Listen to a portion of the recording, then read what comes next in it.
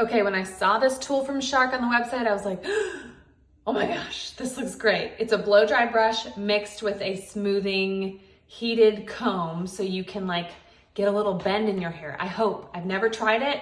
I'm gonna demo it for you here. My hair's still pretty wet and this only has 900 watts of power, so it's not gonna be a super strong blow dryer. So I'm gonna get my hair to, I don't know, about 85% dry. So you have 3 temperatures with the same airflow for all 3. I'm gonna go to the middle temp.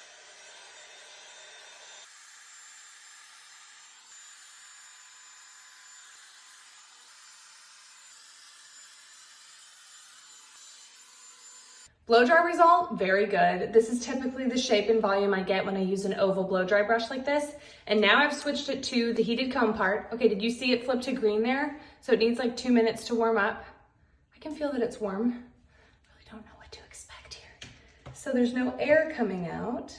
It's just going through that pink comb and smoothing. And let me see if we can do a little curl.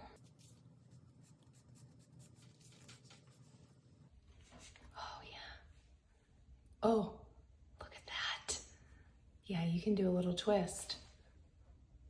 Oh my gosh. So I'm gonna put it in, holding the tool vertically, get some tension against that heated comb, and then twist it, pull it down and out. Keep twisting even when the hair's out.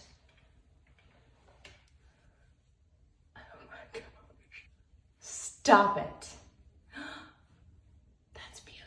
There's only one heated comb temperature, which I think is about 360, but don't quote me on that. I'm trying to remember because I did a lot of research comparing wattage of all these brushes.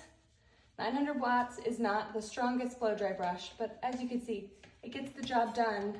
Oh my gosh. Especially if your hair is about 80% dry. But wow, that's beautiful. Look at this flip I got down here. Okay, this was fun. I'm so excited for this tool. If you have frizzy or coarse hair and you're looking for a blow dry brush with a little extra addition, this would be really great for you. Or if you have straight hair like me, but you want to put a little flip in it, this will do it too.